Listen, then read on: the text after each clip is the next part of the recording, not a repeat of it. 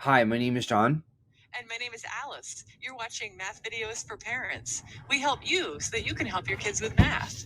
So today we're talking about what operations are not commutative. So when an operation is commutative, the order of the numbers can be changed without affecting the answer. So for example, addition is commutative. We can say 2 plus 1, which is 3, is the same as 1 plus 2, right? But that's not always the case with operations. For example, with subtraction, if I say, okay, what's 10 minus 8? We're going to get 2. If I changed the order, if I got a wild hair and thought, let me do 8 minus 10 instead, I'm not going to get the same answer, right? 8 minus 10 is going to give me negative 2. So subtraction is not commutative. The order definitely matters. Same thing with division. If I had a division problem that was 50 divided by 5, that would give me 10. But if I changed the order, walking on the math wild side here, 5 divided by 50, that's not going to give me the same answer. That's not going to give me 10. That's going to give me, 1/10 or 0.1. So division is also not commutative. John, I think you have some nice visuals for us. Yeah, so as we mentioned in some of our earlier videos, multiplication and addition have a nice connection between them that can be very nicely represented through arrays or arrangements of blocks in a row by column type fashion. So what I did here, just to help younger students understand why 10 minus 8 is not the same thing as 8 minus 10, is I created two arrays. This is a 2 by 5 array that is really 10, or you can count them one by one to get a total of 10.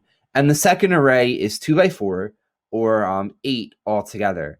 And I think if you show it to students this way, it might become a little more concrete. So if I were to do 10 minus 8, that means I'm starting with these 10 blocks here, and I'm taking 8 of them away, or deleting them, if you will.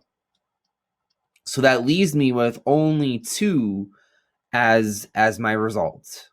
Whereas if I try to do 8 minus 10, if I start with these 8 blocks over here, if I try to take 10 away, I quickly realize, oh wow, like once I take 8 away, I'm out of blocks to take away. So I would still need to take away 2 more that I don't even have.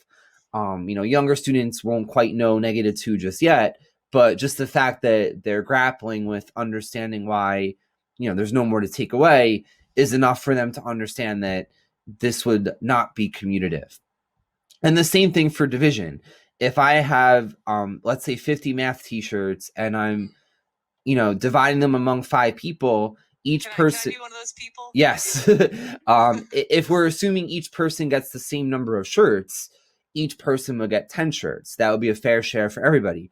But if I only had 5 math t-shirts and 50 people, and I had to give each person the same number of math shirts, that wouldn't quite be a possibility unless I'm giving sleeves and, parts of shirts, which we're not doing. So for that reason, it doesn't really make much sense to have commutativity of division.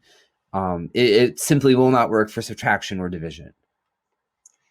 All right, great. So those are some really good ways to think about it. Let's go to the next slide where we're looking at that, how the rules are usually written. So often commutativity is shown with like A and B. So the first question is subtraction commutative? Does A minus B equal B minus A? And John, I think we have decided it definitely does not. That's going to be no. Yeah. So that would, as we talked about with equations and equality, that the quantity on the left should be equal to or equivalent to the quantity on the right. So because the two answers are different, no matter which side they sit on, they're not the same. So we can't put an equal sign between them. So you can just put a slash through it or an X. We could do it for addition though. So we could say A plus B equals B plus A. Correct, because the order that I added won't matter. I'll get the same sum either way. Yeah. What I like is these rules nicely summarize them, but I like understanding the reasoning behind it and not just straight up memorizing, okay, A minus B does not equal B minus A, but A plus B does equal B minus A. I think you're having a better foundation if you're understanding the reasoning behind it rather than just kind of accepting a rule. Exactly. And I think, as a math student a number of years ago, I think what made it hard sometimes was seeing statements like these. And it's like it becomes alphabet soup almost. But to understand why this works, it goes a long way and gives meaning to the variables that you see here.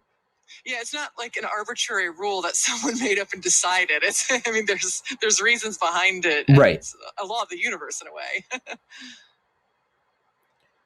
Right, and we can say the same thing for division. So as we saw, if we divide 50 math shirts among 5 people evenly, that would not give the same result to each person as dividing 5 math t-shirts among 50 people. So for that reason, addition is not commutative. However, its sister operation or its inverse operation of multiplication is commutative. As we saw previously, A times B is equal to B times A. And, the reason for that, we explained through arrays and counting. Okay, wonderful. Thank you very much. And thank you for watching. We are Math Videos for Parents. Please subscribe to our YouTube channel. It helps other people find us, and like us on Facebook. And, send us a problem that you're having with math and we'll be happy to work it out. Thank you so much. Have a good day.